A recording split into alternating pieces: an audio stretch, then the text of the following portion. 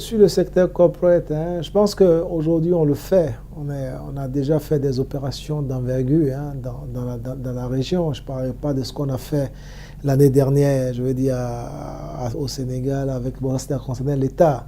On a pu mobiliser 500 millions de dollars pour l'État du Sénégal l'année dernière. C'était inédit, c'était du jamais vu, mais on l'a réussi. Voilà. Tout ceci parce qu'on a désormais un groupe bancaire derrière qui s'appelle BCP, qui a l'expertise de ce genre de structuration et qui nous a appuyés pour réussir cette opération.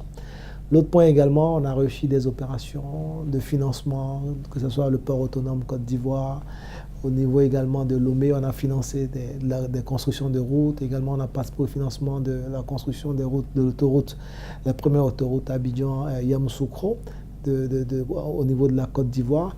Et dans pas mal de programmes de financement de structures qui sont dans le secteur du pétrole, voilà, ou bien dans le secteur du raffinage, voilà, dans les différents pays.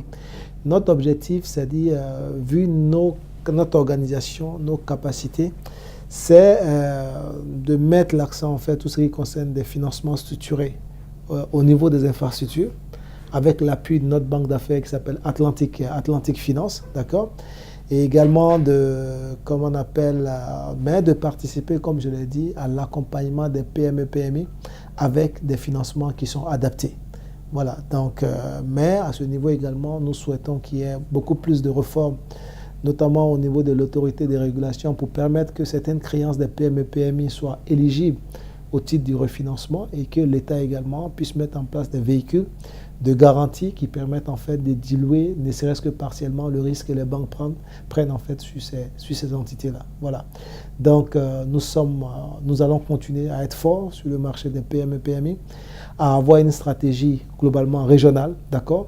Voilà, parce qu'aujourd'hui, la banque ne fait que suivre le client. Et vous avez des clients qui sont présents en Côte d'Ivoire et dans les autres pays de l'UEMOA. Il faut qu'ils se disent qu'ils ont une seule banque qui les suit dans tous les pays où ils sont. Donc, d'un seul point, ils ont accès en fait d'un seul point. On arrive à accéder, à gérer, à leur mettre des facilités pour l'ensemble des filiales qu'ils ont dans les différents pays de l'Union. Et également, nous avons aujourd'hui, vous savez, les relations entre le Maroc et l'Afrique de l'Ouest sont en train de se renforcer. Donc nous mettons en place également une stratégie pour suivre en fait les corporates marocains qui ont déjà réussi à